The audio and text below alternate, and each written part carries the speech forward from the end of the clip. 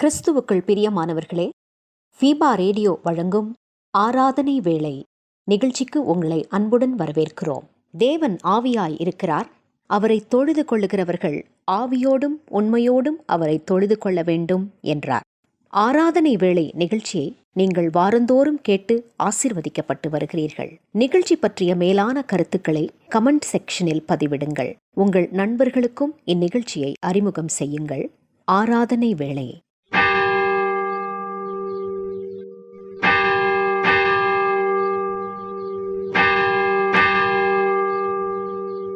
ஆராதனை வேளை.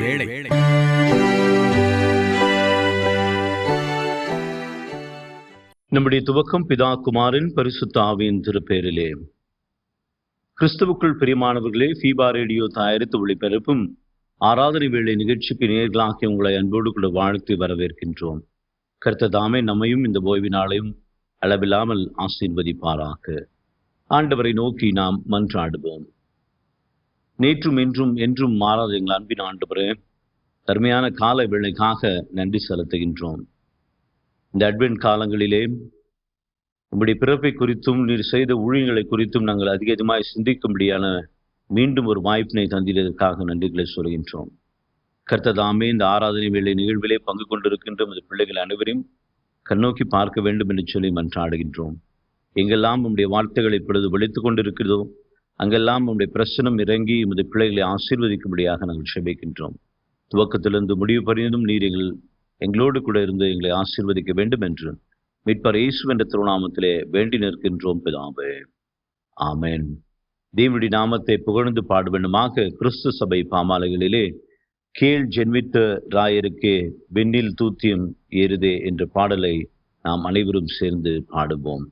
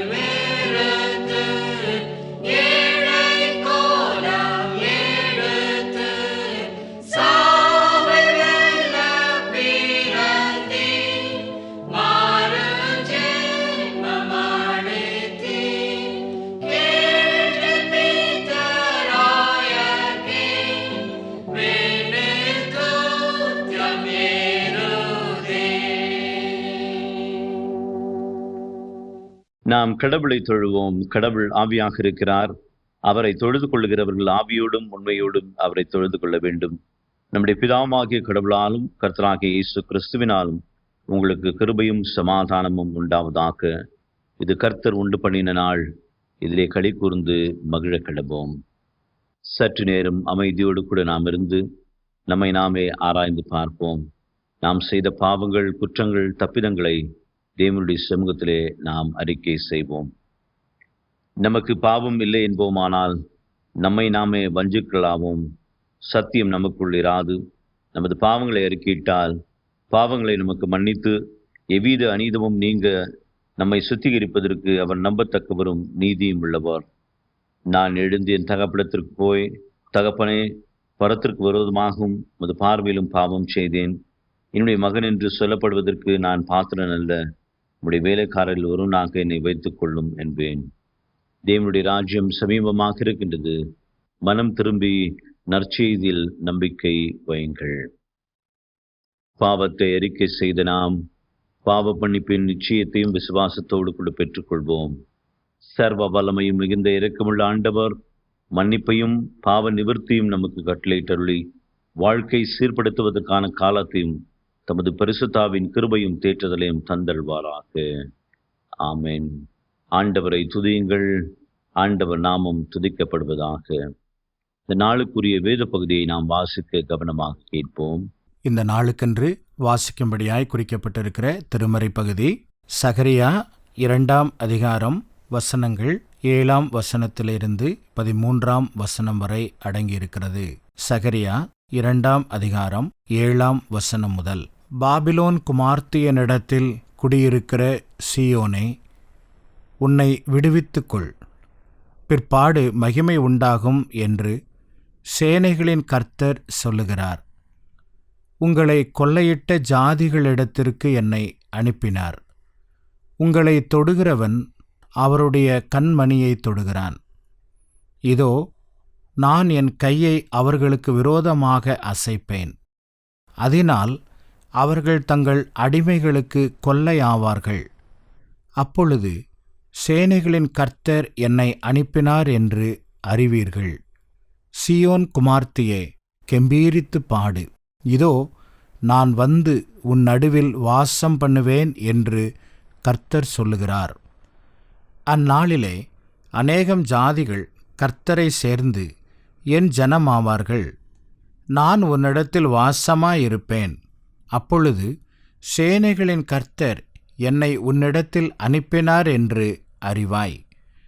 கர்த்தர் பரிசுத்த தேசத்திலே யூதாவாகிய தமது பங்கை சுதந்தரித்து திரும்பவும் எருசலேமை தெரிந்து கொள்வார். மாம்சமான சகலமான பேர்களே, கர்த்தருக்கு முன்பாக மௌனமாயிருங்கள். அவர் தமது பரிசுத்த வாசஸ்தலத்திலிருந்து எழுந்தருளினார் என்று சொல் என்றார் என்பதே. வாசிக்கும்படியாய் குறிக்கப்பட்ட வேத பகுதி வாசித்து முடிந்தது.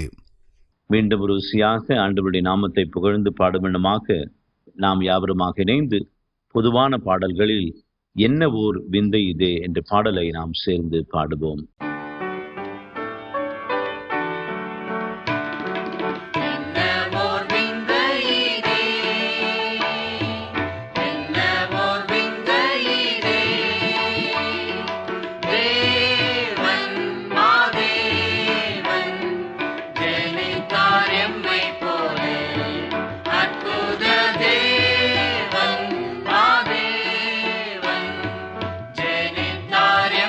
போலே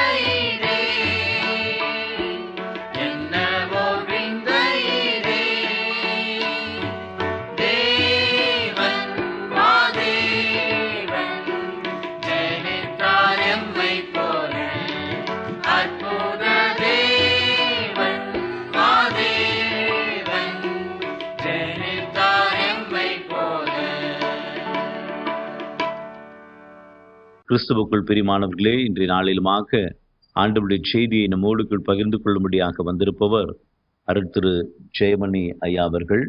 பெங்களூரிலே இயங்கி வருகின்ற ஐக்கிய இறையியல் கல்லூரியை தம்முடைய மேற்படிப்பை படித்து வருகின்ற அருட்திரு ஜெயமணி ஐயா அவர்கள் ஆண்டவருடைய சத்தியத்தை இப்பொழுது நம்மோடு கூட பகிர்ந்து கொள்ளுகின்றார். கவனமாக நாம் கேட்போம். இந்த ஆராதனையில் பங்கு பெற்று கொண்டிருக்கிற உங்கள் அனைவரையும் ஆண்டவர் இயேசு கிறிஸ்துவின் இனிய நல் நாமத்தில் அன்போடு வாழ்த்துகின்றேன், வரவேற்கின்றேன். சிறப்பாக இயேசு கிறிஸ்துவினுடைய வருகையை நாம் நினைவு கூறுகின்றோம். அந்த வருகையின் நாட்களை நாம் கொண்டாடுகின்றோம். அன்பானவர்களை, இந்த நாளிலும் ஆண்டவருடைய வருகை எதை பற்றியது அல்லது எதற்காக வருகின்றார் என்பதை பற்றி உங்களோடு நான் பேச விரும்புகின்றேன். அதற்காக நான் தெரிந்து கொண்டிருக்கிற திருமறை பகுதி சகரியா 2ஆம் அதிகாரம் 10ஆம் வசனம். சீயோன் குமார்த்தியே, கெம்பீரித்து பாடு, இதோ நான் வந்து உன் நடுவில் வாசம் பண்ணுவேன் என்று கர்த்தர் சொல்லுகிறார். நம்முடைய வாழ்வில் அநேகம் பேர் வருகிறார்கள், வந்து போகிறார்கள். இந்த உலகத்திலே அநேக அரசியல் தலைவர்கள் வருகிறார்கள். இந்த உலகத்தில் பல நண்பர்கள் வருகிறார்கள். இந்த உலகத்தில் பல உறவினர்கள் வருகிறார்கள். ஆனால் ஒவ்வொருவரும் ஒவ்வொரு நோக்கத்திற்காக நம்மை தேடி வருகிறார்கள். சகரியா 1ஆம் அதிகாரத்தில் நாம் வாசிக்கிற போது 1ஆம் அதிகாரம் 21ஆம் வசனத்தில் இப்படி வாசிக்கிறோம். இவர்கள் என்ன செய்ய வருகிறார்கள் என்று கேட்டேன். ஆண்டவருடைய வார்த்தையை காட்சி வாயிலாக இறைவாக்கினருக்கு வருகிறது. அப்பொழுது அவர் கேட்கிறார், இவர்கள் என்ன செய்ய வருகிறார்கள்? அதற்கு அவர், ஒருவனும் தன் தலையை ஏறெடுக்க கூடாதபடி அந்த கொம்புகள் யூதாவை சிதறடித்ததே, அவைகளை பயமுறுத்துகிறதற்கும் யூதாவின் தேசத்தை பாழாக்க தங்கள் கொம்பை எடுத்த ஜாதிகளுடைய கொம்பை விழத் தள்ளுகிறதற்கும் இவர்கள் வந்தார்கள் என்றார். ஒவ்வொருவருக்கும் ஒரு நோக்கம் உண்டு. நாம் எதற்காக ஒருவரை தேடி போகிறோம் அல்லது ஒருவர் எதற்காக நம்மை தேடி வருகிறார் என்று கேட்டால், ஒருவேளை நம்மை விழத்தள்ளுவதற்காக இருக்கலாம், நம்மை அழிப்பதற்காக இருக்கலாம், அல்லது நம்மிடத்திலிருந்து ஏதாவது எடுத்து கொள்ளுவதற்காக இருக்கலாம். ஆனால் இங்கே ஒருவர் வருகிறார், இங்கே ஒருவர் வருகிறார். ஆகவேதான் யோவான் நற்செய்தியாளர் மிக அழகாக சொல்லுவார், எனக்கு முன்னே வந்தவர்கள் எல்லாம் கள்ளரும் கொள்ளைக்காரருமாய் இருக்கிறார்கள். அன்பானவர்களே, ஒன்று தெரிந்து கொள்ள வேண்டும். நம்முடைய வாழ்வில் அநேகம் பேர் வருகிறார்கள், வந்து போகிறார்கள். ஆனால் அவர்கள் நம்மிடத்திலிருந்து ஏதாவது ஒன்றை பெற்றுக்கொள்ள வேண்டும் என்கிற நோக்கத்தோடு வருகிறார்கள். நம்மிடத்தில் இருக்கிற ஒன்றை எடுத்து கொள்ள வேண்டும் என்கிற நோக்கத்தோடு வருகிறார்கள். ஆனால் இங்கே ஒருவர் வருகிறார், எடுத்து கொள்ள வேண்டும் என்கிற நோக்கத்தோடு அல்ல, கொடுத்து விட வேண்டும் என்கிற நோக்கத்தோடு வருகிறார். ஆகவேதான் இது கொண்டாட்டம். நம்முடைய வாழ்வில் நம்மை தேடி ஒருவர் வருகிறார். எதற்காக வருகிறார்? தம்மையே கொடுப்பதற்காக வருகிறார். கிறிஸ்துவினுடைய பிறப்பு என்பது நமக்கு சொல்லுகிற மாபெரும் செய்தி என்னவென்றால், அது கொடை, அது மிகப்பெரிய அன்பின் அடையாளம், அன்பின் பரிசு என்று சொல்லுகிறோமே. அது என்ன பரிசு? இயேசு தன்னை இந்த உலகத்தில் கொடுப்பதற்காக வந்தார். ஆகவேதான் கிறிஸ்துவினுடைய பிறப்பை வருடந்தோறும் ஒவ்வொருவரும் நிறைவாக கொண்டாடுகின்றோம். ஏன்? ஆண்டவர் பரிசாக இந்த உலகத்திற்கு வந்திருக்கின்றார். ஆண்டவர் பரிசாக இந்த உலகத்திற்கு வந்திருக்கின்றார். ஆகவேதான் 10ஆம் வசனம் சகரியா 2:10 இப்படி படிக்கின்றோம். சீயோன் குமார்த்தியே, நீ கெம்பீரமாய் பாடு, நீ கெம்பீரமாய் பாடு. எதற்காக நீ கெம்பீரித்து பாட வேண்டும்? உன்னுடைய வாழ்வில் ஒரு பரிசை கொடுப்பதற்காக, உன்னுடைய வாழ்வில் ஒரு வெகுமதியை கொடுப்பதற்காக, உன்னுடைய வாழ்வில் ஒரு நம்பிக்கையை கொடுப்பதற்காக ஒருவர் வருகிறார். இதுதான் செய்தி. இரண்டாவதாக இந்த வேத பகுதி சொல்லுகிறது, சகரியா 2:10 இப்படி வாசிக்கிறோம். சீயோன் குமார்த்தியே, கெம்பீரித்து பாடு, இதோ நான் வந்து உன் நடுவில் வாசம் பண்ணுவேன். இரண்டாவது நான் சொல்ல வேண்டிய கருத்து இதுதான். ஆண்டவர் உங்களை தேடி வருகிறார். பர்டிகுலரா உங்களையே தேடி வருகிறார். அன்பானவர்களே, நாம் தெரிந்து கொள்ள வேண்டிய ஒரு மகத்தான சத்தியம், இயேசு யாரோ ஒருவருக்காக வரவில்லை, யாரோ ஒருவருடைய வாழ்வில் பரிசு கொடுப்பதற்காக வரவில்லை, யாரோ ஒருவருடைய வாழ்வை உயர்த்துவதற்காக வரவில்லை. மாறாக என் வாழ்வை, உங்கள் வாழ்வை, உங்கள் ஒவ்வொருவருடைய வாழ்வை உயர்த்துவதற்காக இயேசு வந்திருக்கிறார் என்பதை உணர்ந்து கொள்ள வேண்டும். அன்னை தெரசா அம்மாள் இப்படி சொல்லுவார்கள், யாராவது அவரிடத்தில் வந்து இயேசு யாரை அதிகம் நேசிக்கிறார் அல்லது இயேசு யாருக்கு அதிகமாக அன்பாயிருப்பார் என்று கேட்டால் அந்த அம்மாள் அடிக்கடி சொல்வார்கள், அவர் என்னிடத்தில் அன்பாயிருப்பார், அவர் என்னை தேடி வந்தார், அவர் என்னிடத்தில் அன்பாயிருப்பார், எனக்காகவே அவர் வந்திருக்கிறார், எனக்காகவே அவர் வந்திருக்கிறார். அன்பானவர்களே, நாம் தெரிந்து கொள்ள வேண்டிய இரண்டாவது சத்தியம் இதுதான். முதலாவது சொன்னேன், இயேசு இந்த உலகத்திற்கு வருகிறார். எதற்காக? அவருடைய சொந்த ஆதாயத்திற்காக அல்ல, மாறாக உங்களுடைய வாழ்வில் உங்களுடைய நன்மைக்காக, உங்களுக்கு ஒரு பரிசு கொடுப்பதற்காக வருகிறார். இரண்டாவது, இந்த வேத பகுதி சொல்லுகிறது, உங்களுக்காகவே வருகிறார். உங்கள் வாழ்வில் ஏதோ ஒன்றை செய்வதற்காக வருகிறார். உங்கள் வாழ்வில் ஏதோ ஒரு தேவை இருக்கிறது, உங்கள் வாழ்வில் ஏதோ ஒரு போராட்டம் இருக்கிறது, உங்கள் வாழ்வில் ஏதோ ஒரு குறைவுகளோடு நீங்கள் வாழ்ந்து கொண்டிருக்கிறீர்கள். ஆண்டவர் இயேசு உங்கள் குறைகளை மாற்றுவதற்காகவே, உங்களிடத்திலே இருக்கிற வேதனைகளை மாற்றுவதற்காகவே ஆண்டவர் வருகின்றார். அன்பானவர்களை, நாம் தெரிந்து கொள்ள வேண்டிய மகத்தான சத்தியம் இதுதான். அவர் நம்மோடு இருப்பதற்காக, என்னோடு வாழுவதற்காக, உங்களோடு வாழுவதற்காக வருகிறார். ஆகவே தான் அவருடைய பெயர் என்ன என்று கேட்கிற போது அநேகம் பெயர்கள் அவருக்கு சொல்லப்பட்டது. அதிலே ஒரு பெயர் இம்மானுவேல். இம்மானுவேல் என்பதற்கு இயேசு நம்மோடு இருக்கிறார் என்று பொருள் என்று வேதத்திலே வாசிக்கின்றோம். அன்பர்களே, இயேசு உங்களோடு இருக்கும்படி, இயேசு உங்களிடத்திலே அதிசயங்களை செய்யும்படி, இயேசு உங்களிடத்திலே நன்மைகளை கொடுக்கும்படி, உங்களை தேடி உங்களிடத்தில் பரிசை கொடுத்து உங்களை மகிழ்விக்கும்படி உங்களிடத்தில் வருகிறார். அடுத்து பாருங்கள், அதே 10வது வசனத்தில் இப்படி வாசிக்கின்றோம், சியோன் குமார்த்தியே கெம்பீரித்து பாடு, நான் வந்து உன் நடுவில் வாசம் பண்ணுவேன். நான் வந்து உன் நடுவில் வாசம் பண்ணுவேன். இது ரொம்ப முக்கியமான வார்த்தை. இஸ்ரவேல் ஜனங்களுடைய வரலாற்றை திரும்பி பார்க்கிற போது இஸ்ரவேல் மக்கள் வனாந்தரங்களிலே பிரயாணப்பட்டார்கள். காடுகளிலும் மலைகளிலும் 40 வருஷம் நடந்து வந்தார்கள். ஆனால் அவர்கள் எங்கெல்லாம் இருந்தார்களோ, அவர்கள் எந்தெந்த பாதை வழியாய் நடந்து வந்தார்களோ, அங்கேயெல்லாம் ஆண்டவரும் நடந்து வந்தார். அங்கேயெல்லாம் ஆண்டவரும் நடந்து வந்தார். ஆகவேதான் மோசே இடத்திலே மோசேயை அனுப்புகிற போது ஆண்டவர் மிக தெளிவாக சொன்னார், என் ஜனங்கள் வடிக்கிற கண்ணீரை நான் பார்த்தேன், அவர்கள் இடுகிற கூக்குரலை நான் கேட்டேன். ஏன்? எனக்கு எப்படி தெரியும்? ஏனென்றால் நான் அவர்களோடே கூடவே இருக்கிறேனே, நான் அவர்கள் தங்கியிருக்கிற இடத்திலே நான் தங்கியிருக்கிறேனே. அது வனாந்தரமாயிருந்தாலும், அது ஆறுகள் நிறைந்த இடமாயிருந்தாலும், பள்ளத்தாக்குகள் நிறைந்த இடமாயிருந்தாலும், என் ஜனங்கள் எங்கே இருக்கிறார்களோ அங்கே நானும் தங்கி இருக்கிறேன். அன்பர்களே, நம்முடைய வாழ்வில் அநேகம் பேர் வருகிறார்கள். வந்தவர்கள் நம்மை பாதி வழியில் விட்டுவிட்டு போய் விடுகிறார்கள். அநேகம் பேர் நம்மை ஆபத்தில் தள்ளிவிட்டு அழித்துவிட்டு ஓடிவிடுகிறார்கள். ஆனால் இங்கே ஒருவர் வருகிறார், இங்கே ஒருவர் வருகிறார். ஆகவேதான் யோவான் நற்செய்தியாளர் மிக அழகாக சொல்வார், இயேசு இந்த உலகத்தில் ஏன் வந்தார் என்ற கேள்வி கேட்கிற போது அவர் சொல்லுவார், நானோ அவைகளுக்கு நித்திய ஜீவன் உண்டாயிருக்கவும் அவை பரிபூரணப்படவும் வந்தேன் என்று சொல்வார். அன்பர்களே, என்னுடைய வாழ்விலும் உங்களுடைய வாழ்விலும் நித்தியமாயிருக்கிற மகிழ்ச்சியை தருவதற்காக, வம்ச வழியாய் வரக்கூடிய சாபங்களை ஒழித்து ஒரு புதிய வாழ்க்கையை தருவதற்காக, சாதாரணமாய் அல்ல, நிறைவாய், சாதாரணமாய் அல்ல, பரிபூரணமாய், சாதாரணமாய் அல்ல, எல்லாவற்றிலும் நிறைவாய் பெற்று வாழும்படி ஆண்டவர் நமக்கு தரப்போகிறார். ஆகவேதான் இந்த பகுதி இப்படி சொல்லுகிறது, சியோன் குமார்த்தியே நீ வேதனையோடு இருக்க வேண்டாம், சியோன் மகளே நீ இனி கண்ணீரோடு இருக்க வேண்டாம், நீ இனி கவலையோடு இருக்க வேண்டாம். உன் துக்க நாட்கள் முடிந்து போகப் போகிறது, உன்னுடைய அழுகை முடியப் போகிறது. ஏன்? உன்னை தேடி ஒருவர் வரப்போகிறார். இந்த உலகத்தை ஆளுகிறவர், இந்த உலகத்தை உருவாக்கினவர், அவர் உனக்கு பரிசு கொடுக்க வரப்போகிறார். அவர் உன்னோடு தங்கப் போகிறார், உனக்காகவே வரப்போகிறார். எவ்வளோ மகிழ்ச்சியான செய்தி! இந்த மகிழ்ச்சியான செய்தி நம்முடைய வாழ்விலே மாத்திரமல்ல, இந்த மகிழ்ச்சியான செய்தி நம்முடைய குடும்பத்திலே மாத்திரமல்ல, இந்த மகிழ்ச்சியான செய்தி நம்முடைய சமூகத்திலே மாத்திரமல்ல, நம்மை சுற்றி இருக்கிற எல்லாருக்கும் தெரிவிப்போம். நம்மை சுற்றி இருக்கிற ஒவ்வொருவருக்கும் இந்த நல்ல செய்தியை அறிவிப்போம். ஆண்டவர் ஒவ்வொருவருக்கும் நிறைவான பரிசை கொடுக்கட்டும். ஆண்டவர் ஒவ்வொருவருக்கும் நிறைவான நன்மைகளை கொடுக்கட்டும். இந்த வருகை நாட்கள் நமக்கு ஆசீர்வாதமாய் இருக்கட்டும். இந்த வருகை நாட்களிலே ஆண்டவருடைய பிரசன்னத்தை உணருவோம். ஆண்டவர் எனக்காக வருகிறார், ஆண்டவர் எனக்கு பரிசு கொடுக்க வருகிறார், எனக்கு வாழ்வு கொடுக்க வருகிறார், என்னோடு தங்கும்படி வருகிறார், என்னுடைய வீட்டிலே வாசம் பண்ணும்படி வருகிறார்.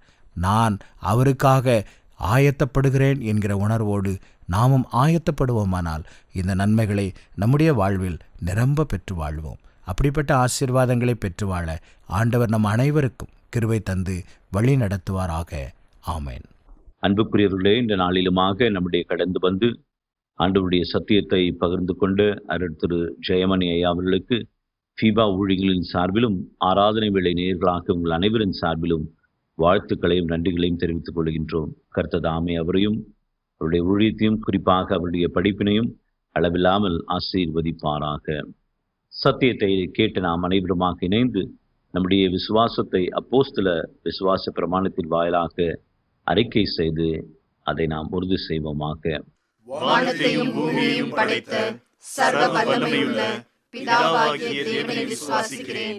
அவருடைய ஒரே குமாரனாகிய நம்முடைய நாதர் இயேசு கிறிஸ்துவையும் விசுவாசிக்கிறேன். அவர் பரிசுத்த ஆவியினாலே கன்னி மரியாளிடத்தில் உற்பவித்து பிறந்தார்.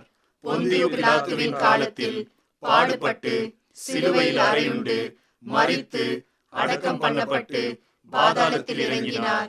மூன்றாம் நாள் மரித்தோரிடத்திலிருந்து எழுந்தருளினார். பரமண்டலத்துக்கு ஏறி சர்வ வல்லமையுள்ள பிதாவாகிய தேவனுடைய வலது பாசத்திலே வீற்றிருக்கிறார். அவ்விடத்திலிருந்து உயிருள்ளோரையும் மரித்தோரையும் நியாயம் தீர்க்க வருவார். பரிசுத்த ஆவியையும் விசுவாசிக்கிறேன். பொதுவாயிருக்கிற பரிசுத்த சபையும் பரிசுத்தவான்களுடைய ஐக்கியமும் பாவ மன்னிப்பும் சரீர உயிர்த்தெழுதலும் நித்திய ஜீவனும் உண்டென்று விசுவாசிக்கிறேன். ஆமென். மீண்டும் ஒரு விசையாக தேவனுடைய நாமத்தை புகழ்ந்து பாடுமென்னமாக கிறிஸ்து சபை பாமாலைகளிலே ஓ பெத்லகேமே சிற்றூரே என்ன ஓர் அமைதி என்ற பாடலை நாம் இணைந்து பாடுவோம்.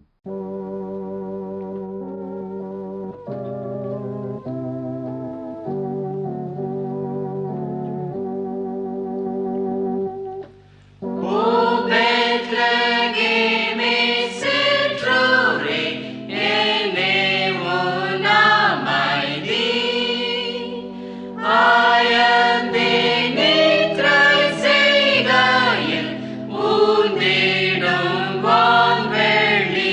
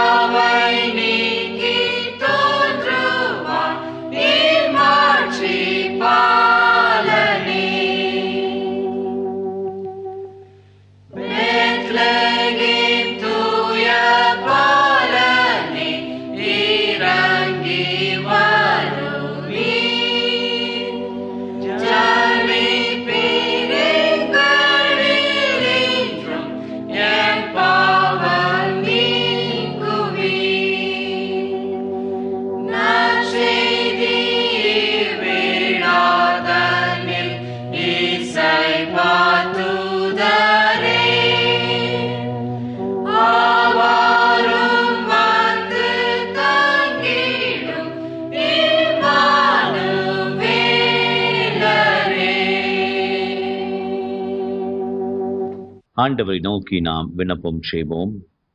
எங்களை அதிகமாய் நேசிக்கிற எங்கள் அன்பின் ஆண்டவரே, நாங்கள் எல்லோரும் வாழ்வை அடைபடியாக நீர் பரலோகத்தை விட்டு பூலோகத்திற்கு வந்த நாட்களை நாங்கள் நினைவு கூர்ந்து நன்றி செலுத்துகின்றோம். நாங்கள் பாவிகளாக இருக்கையிலே எங்கள் மீது மனதுருகி எங்கள் பாவங்களை போக்கவும் எங்களுக்கு நித்திய வாழ்வை கொடுக்கும்படியாக நீர் இந்த உலகத்திலே வந்தீர். இப்படி பிறப்பின் நன்னாளை கொண்டாடுவதற்காக ஆயத்தப்படுகின்ற வேளையிலே நீர் வந்த நோக்கத்தையும் நாங்கள் புரிந்து கொள்ள அருள் கூற வேண்டும் என்று சொல்லி நாங்கள் மன்றாடுகின்றோம். இப்பொழுதுமாக இந்த வார்த்தைகள் எங்கெல்லாம் கேட்டுக்கொண்டிருக்கின்றார்களோ அங்கெல்லாம் தேவனுடைய பிரசனம் இறங்கி அவர்களை ஆசீர்வதிக்கும்படியாக நாங்கள் ஜெபிக்கின்றோம். அவருடைய எண்ணங்கள், எதிர்பார்ப்புகள், தேவைகள் எல்லாவற்றையும் கர்த்தர் கேட்டு பதில் தர வேண்டும் என்று சொல்லி மன்றாடுகின்றோம். கேளுங்கள், உங்கள் சந்தோஷம் நிறைவாயிருக்கும்படி பெற்றுக்கொள்வீர்கள் என்ற வேத வாக்கின்படியே தங்களுக்காகவும் தங்கள் குடும்பத்திற்காகவும் தங்கள் பிள்ளைகளுக்காகவும் தங்கள் பெற்றோருக்காக மன்றாடி கொண்டிருக்கின்ற அன்னைவருடைய தேவைகளையும் கர்த்தர் கேட்டு பதிலை தர வேண்டும் என்று சொல்லி மன்றாடுகின்றோம். ஆகார் சொன்னவண்ணமாக நீர் என்னை காண்கின்ற தேவன் என்று சொல்லி அவர்களும் உணர்ந்து உமக்கு நன்றி செலுத்த அருள் கூற வேண்டும் என்று சொல்லி மன்றாடுகின்றோம். கர்த்தர் தாமே இறங்கி அவர் வாழ்விலே பெரிய காரியங்களை செய்து அவருடைய தேவைகள் அனைத்தும் சந்தித்து அவர்களை ஆசீர்வதித்து வழிநடத்தும்படியாக தாவீதினூரிலே பிறந்திருக்கின்ற இயேசுவின் திருநாமத்திலே வேண்டி நிற்கின்றோம் பிதாவே, ஆமென். நாம் அனைவருமாக கர்த்தர் சொல்லித்தந்த ஜெபத்தை ஒன்றாக ஏறெடுப்போம். பரமண்டலங்களில் இருக்கிற எங்கள் பிதாவே, உம்முடைய நாமம் பரிசுத்தப்படுவதாக, உம்முடைய ராஜ்யம் வருவதாக, உம்முடைய சித்தம் பரமண்டலங்களில் செய்யப்படுகிறது போல பூமியிலேயும் செய்யப்படுவதாக. அன்றன்றுள்ள அப்பத்தை இன்று தாரும். எங்களுக்கு விரோதமாய் குற்றம் செய்கிறவர்களுக்கு நாங்கள் மன்னிக்கிறது போல எங்கள் குற்றங்களை எங்களுக்கு மன்னியும். எங்களை சோதனைக்குள் பிரவேசிக்க பண்ணாமல் தீமையிலிருந்து எங்களை ரட்சித்துக் கொள்ளும். ராஜ்யமும் வல்லமையும் மகிமையும் என்றென்றைக்கும் உடையவைகளே. ஆமென். ஆண்டவரின் ஆசீர்வாதத்தை பெற்றுக்கொள்வோம். நம்முடைய ஆண்டவராக இயேசு கிறிஸ்துவுடைய கிருபை, பிதாவாகிய தேவனுடைய அன்பு, பரிசுத்தாவினுடைய ஐக்கியம், வழிநடத்துதல், ஆசீர்வாதம் நம்மோடும் நம்முடைய குடும்பத்தோடும் கேட்டிருக்கின்ற அனைத்து காரியங்களோடும் பிற இருக்கின்ற அனைத்து நன்மைகளோடும் இன்றும் என்றும் சதா காலங்களிலும் தங்கி நிலைத்திருப்பதாக. ஆமென்.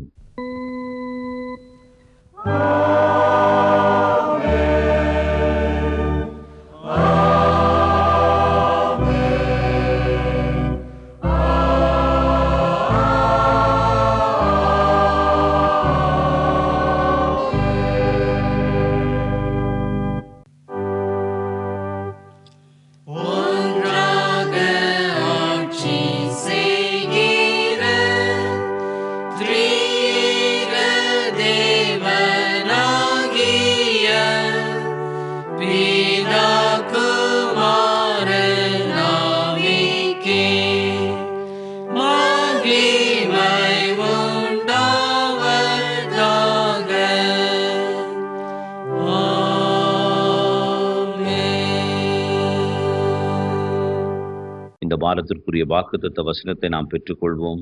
1 யோவான் 3ஆம் அதிகாரம் 16ஆம் வசனம். அவர் தம்முடைய ஜீவனை நமக்காக கொடுத்ததினாலே அன்பு இன்னதென்று அறிந்திருக்கின்றோம் என்கின்ற வாக்கு தத்துவத்தின்படியே கர்த்தர் நம்மையும் நம்முடைய குடும்பத்தையும் நம்முடைய பிள்ளைகளையும் கிறிஸ்துமஸ் நாளன்றும் வருகின்ற புதிய ஆண்டு முழுவதுமாக ஆசீர்வதிப்பார் என்று சொல்லி உங்களிடத்திலிருந்து விடைபெறுவது உங்கள் அன்பின் ஊழியன் தியோடர் வில்லியம். கர்த்தர் தாமே உங்களையும் உங்களுடைய குடும்பத்தையும் அளவில்லாமல் ஆசீர்வதிப்பாராக. ஆமென். மீண்டும் நினைவுபடுத்துகிறோம் நேயர்களே, நீங்கள் ஃபீபா ரேடியோவின் நிகழ்ச்சிகள் பற்றிய தகவல்களை அறிந்து கொள்ள விரும்பினால் டிஸ்கிரிப்ஷன் பாக்ஸில் கொடுக்கப்பட்டுள்ள லிங்கை கிளிக் செய்யுங்கள். மேலும் நீங்கள் எங்களோடு தொடர்பு கொள்ள விரும்பினால் டிஸ்கிரிப்ஷன் பாக்ஸில் கொடுக்கப்பட்டுள்ள அலைபேசி மற்றும் தொலைபேசி எண்களை தொடர்பு கொள்ளலாம். வாழ்த்துக்கள் கூறி விடை பெற்றுக் கொள்கிறோம். வணக்கம் நேயர்களே.